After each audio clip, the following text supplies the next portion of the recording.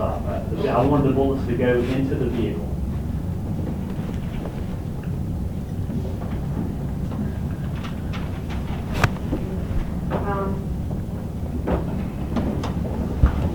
Clarification question. You joined the pursuit after it got back onto Loretta Road from Winford, correct? Yes, ma'am, the corner of Winford and Loretta. And I have a map here, a Google map that helps. I'm familiar with the area, but I don't know if anyone else wants to see it. Did you feel that the pursuit was justified from the very beginning based on the information on the criminal mischief? Yes, ma'am, because basically Officer Holmquist, when Officer Holmquist, the communication between Officer Holmquist and Lieutenant Heiko was down, this is a criminal mischief suspect, but he also is sitting on bond also. So, yeah, we felt it was justified. It was 4 minutes into the pursuit before the lieutenant inquired about whether or not the person was impaired. Yes, ma'am. So for 4 minutes, that pursuit went on, well, according to the dispatch timeline. Okay. The time of day is once I clear out the intersection from Loretta and San Jose, I did not see one other car. Usually out there at 3 o'clock in the morning, 3:45, 2:50 in the morning, there's no traffic hardly at all. He's going on a straight road, and you can hear the officers coming kind of parallel the pursuit. So I believe that's what the justification for is left. Jacksonville policy does not allow us to pursue for criminal mischief charges. That's correct. That he was possibly the one with the weed. However, we didn't know that until more than 4 minutes into the pursuit. I'm just trying to make that clear. Or at least that wasn't voiced over the radio until 4 minutes into the pursuit. Whether the officers who were doing the pursuing knew that or not, but it wasn't made clear to anybody, supervisors who were listening until it was well into the pursuit.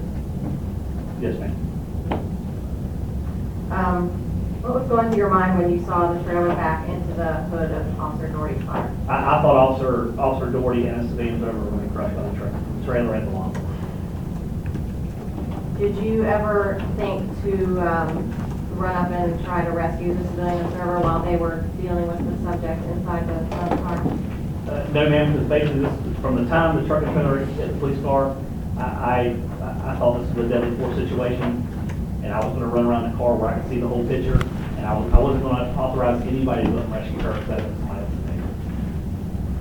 Did you think that the officers' lives were in danger while they were tussling with the suspect inside the car? I think they could have been, yes. Is that one of the reasons why you told them to back away from the car? I gave them an opportunity to extract him. Like I said, if they were able to get a hold of him, this would have been over. It was a deadly force situation the whole time, but if they were able to extract him from the car and get his 12 accelerator, he'd be alive today. They couldn't do it. They were just not able to do it. Whether he was fighting with them in the car, driving back and forth, I don't know. I feel I gave them ample time, you know, to try to extract him, to try and save this guy's life. But I had to use deadly force to stop the situation.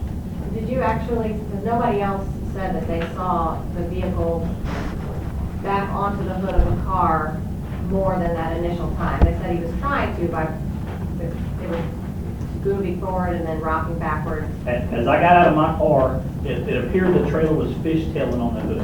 Which, can we go back to the hood picture? I'm sorry. That right there is, I'm sorry.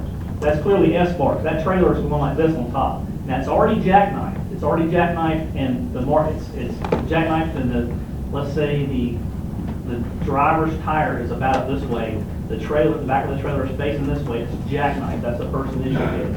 This trailer is clearly fishtailing on the hood of the car. It's not locked. It's fishtailing the back of it. The trailer frame is. Can we go to the trailer side with the police car? That's a red frame right there. That's paint transfer all up there. So this trailer is clearly fishtailing on the hood of that car. So your testimony is that you saw it go up onto the hood more than just that one time. I believe it never came off the hood. It fishtailed, and then it stayed on the hood. And then at some point it landed in that position where that photograph was taken. Yes, ma'am. I don't know if it happened after I shot, before I shot. The vehicles were still rocking back and forth. To what degree? You can clearly see them moving back and forth. You can see Officer Holmquist and Officer Doherty going back and forth when they were wrestling with the guy. They wouldn't stand stationary. How long in seconds or minutes was it from the time that the trailer made it up onto the hood until the time you fired your first shot? Can we go back to the diagram? As I'm pulling up, I'm still in motion. The trailer goes up, the jackknife's on the hood. Before I'm stopping, I can take him out with a gun. The officers are approaching. I run around this way and then actually reassess the situation. Think about, putting somebody in front of him. Think about extracting her. Assess how dangerous these officers are now. I'm guessing probably 20, 25 seconds. I'm just guessing. Did you actually tell Officer Holmquist and Doherty to back away from the car? The commands were so loud, the vehicle's revving the whole time. It was unbelievable sound. The engine revving, the sirens are going, we're all yelling commands. And I said, y'all disengage. I said it as loud as I could. It's a word I've never said before as far as a serious, as far as in an atmosphere like that. I wanted to say something where they distinctly know what I was about to do. So as soon as I said that, that's when Doherty had hold of the door and the door opened at the same time. I had a better sight of the suspect because I could see actually from basically his thigh up to about mid torso. That's when I stepped up to have a good line of sight on him, a good backstop on him since the backstop was the vehicle, and that's when I fired until I heard the engine quit. What was the suspect doing when you were giving him commands? I couldn't see. It appeared that he had a steering wheel, and I couldn't see his hand, but he had his hand on the steering wheel right here. It appeared. I don't know if he was up here or there, but I basically could see this much of him, and that's what I fired at. Did he ever look at you? Do you know if he heard you or acknowledged you? I don't believe so, but I have a pretty loud voice, and I was yelling as loud as I could. But I stop resisting. I'll shoot you if you don't. Turn the engine off. I yelled everything I could. What do you think would have happened if he would have been able to dislodge the trailer from the push bumper? If he'd have been able to, while we're standing there, hopefully we'd have been able to stop 6 down the road. There's no guarantee in that.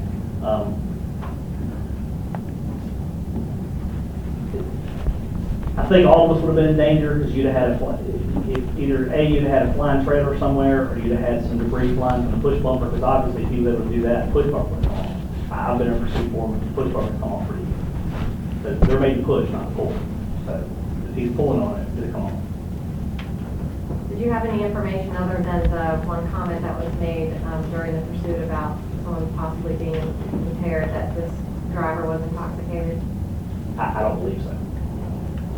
Like I said, when I was directing, I was trying to get these people out of the intersection. I don't know how long it took, maybe 30, 45 seconds to a minute to try to get these people to understand, hey, get out of the way, turn left, you turn right, get out of the intersection. Talked about your backdrop already. Did you fire intentionally? Yes, ma'am, I Did your weapon malfunction at any time? did. No, ma'am, I did. No further questions? Lieutenant Taylor? Yes.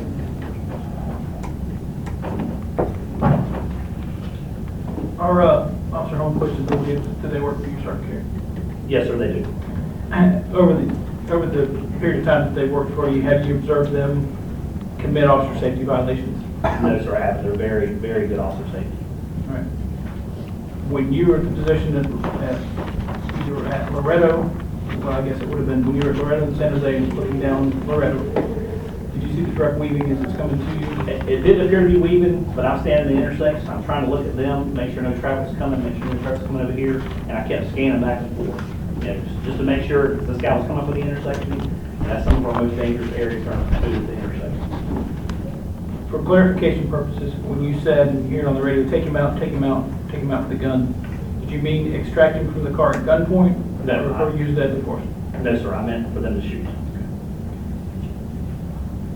Just trying to get myself the threat or the harm that you perceived when you look at the diagram with removing that civilian observer from the driver's side of the car. You had Officer Carlson around. I believe Sergeant Haberman was somewhere around there too. For one of them to remove her from the driver's side of the car, taking her out of harm's way. You went through the thought process with Holmquist and Doherty are in harm's way. I want to remove them out of harm's way. to provide them safety. If you had gotten her out of there, then it's minimal risk to anybody associated with it. Even, like you said, I mean, you run the risk of flying debris, but if you did dislodge that car, you've taken everybody who needs to be taken out of harm's way. I felt at the time, if I ordered somebody to take her out of the car, that'd be putting additional body in danger, which I did not want. How about ordering her just to get out of the car? So there's nobody who had to actually go there, but just to get her out of the car. I honestly don't know if she could have hurt me. But like I said, the sirens are going, the engines are revving, you hear metal crunching, everybody's yelling. She's not a trained police officer. She wouldn't know what commands were. She wouldn't know who was yelling at her. And I just don't think that's going to be Did you, as you're pulling up, you saw that the trailer strike Holmquist's car? Yes, Or I his did. car? It was very, very violent. Was he moving at the time that it hit it, or was he stopped at the time? It appeared Officer Doherty was stopped, and the suspect violently backed into and used his vehicle for deadly weapon.